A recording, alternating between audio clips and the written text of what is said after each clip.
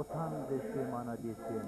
Сау болыңдар бәріңде аман естен, ұмытылар қиын тез күнер тең ақ, соғыс бітіп қуаныш ала келсем. Деген сөз анаға қайрат беріп, отырушы ед орнына жайлап келіп.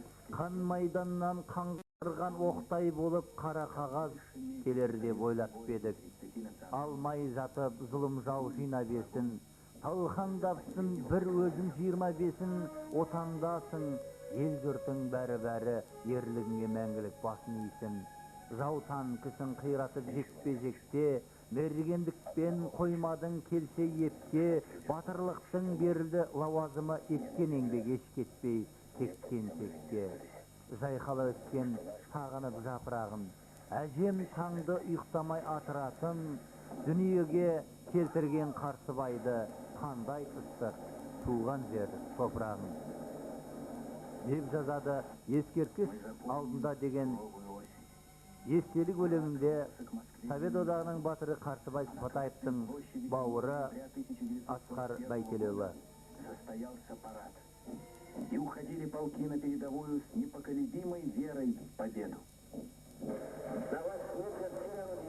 Батырдан шыққан батыр Қарсыбай Сыпатаевтың ерлігін туған жері, жерлестері кейінгі толқын үлкен азаматтық сезіммен есте сақтауда. Бұл сөзімізге өткен жылы марқұмның 80 жылдық торғалы тойы қарсаңында Батыр атындағы мектеп алдына ескерткіш мүсінінің бой көтеруі сөзіміздің айқын дәлелі болады. Мектептің бүгінгі тыныс-тіршілігі, ұстаздардың ізденімпаздығы, сондай-ақ отаншылдық ұрықтағы болашақ өркендерге беріліп жатқан бағдар деңгей жайлы әңгімеміз мектеп директоры, республикаға еңбегі сіңген мұғалім Мизамидин Сағымбековпен былайша өрбіді. 70 жыл жекілеудің астына тек қана орыстың тарихын оқумен де өтті өмір. Жалпы сіздердің мектептеріңізді қазіргі білім берудің бағыты қалай жүруде? Еліміз егемендік алып, халқымыздың аспаннан күн жақсырап туғаннан бері қарай мектеп ұжымының атқарып келе жатқан жұмысының барлығы да жастарға имандылық тәрбиесін беру, халықтық педагогика, ұлттық тәрбиенің негізі деген қағидаға сүйеніп қызмет етудеміз. Мектеп осы елден, осы ауылдың топырағынан шыққан бұрынғы Кеңес одағының батыры Қарсыбай Сыпатаевтың атынан аталады. Мен өздеріңіз көріп отырғандай Қарсыбай Сыпатаевтың атынан ескерткіш қойылды. Мұны жалпы ауыл азаматтары өздері қолдан жасап, еңбектен қаражат жұмсап жасады. Сыйға тартты. Мектепте 213 оқушы бар, 21 ұстаз жұмыс істейді. 21 ұстаздың 4-еуі жоғарғы санатты мұғалім, барлығы да жоғары білімді. Шүкір, енді мүмкіндік болса, компьютерлік жағдайға да көшіп жатыр. Бізге де компьютерлік жағдай келетін болса, соған лайықты жұмыс істеуге әрекеттеніп жатырмыз. Анау енді ұстаздарыңыздың арасында кішкене ізденімпаздығымен танылған, кішкене педагогиканың, ұлттық педагогиканы тереңнен сапалы беруге ұмтылған ізбасарларыңызды кімдерді атап өтесіз? Әрине көпшілік ішінен атауға болатындары да бар. Еңбегі елеулі, халық арасында өзіне лайықты беделі бар ұстаздарды жоқ емес. Атап айтар болсақ, физика пәнінің мұғалімі Анарбай Женова, химия биология пәнінің мұғалімі Ануарова Орынша, қазақ тілі пәнінің мұғалімі Мәлике Қошанова, тағы көптеген ұстаздардың атын атау болады. Бұл жолдастар жоғарғы санатты мұғалімдер. Мәке, енді омырауыңыздан бір белгіні көріп тұрмыз. Бұл қашан алдыңыз, қашан құрметтеп етсізді?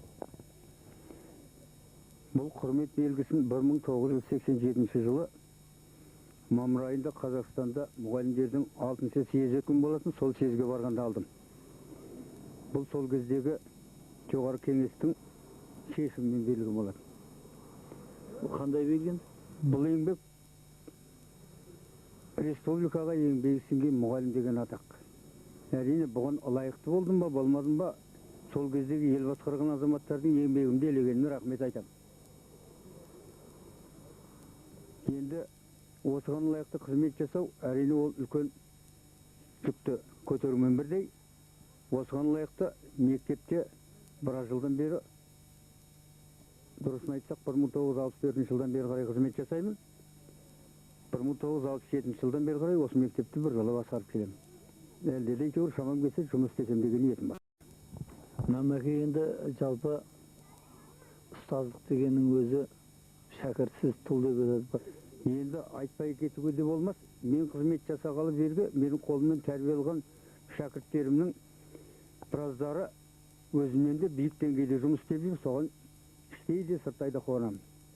Мәселен, алғашқы 61 жылы институт бітіріп келгендегі жұмысымның жемісі болу керек. Бірінші шәкіртім Орманов Бақыт, қазір медицина ғылымының докторы Қошанов Бақытбек, ол да математика физика ғылымының кандидаты, докторлық қорғайын деп жатыр. Қошанова Нағима, ол да солай. Зияев Молке қазір Москва мемлекеттік университетінде жұмыс жасайды, ғылым докторы. Осындай шәкірттерді көптеп атап беруге болады. Шаруашылықтың неше түрінде жүргендері де бар.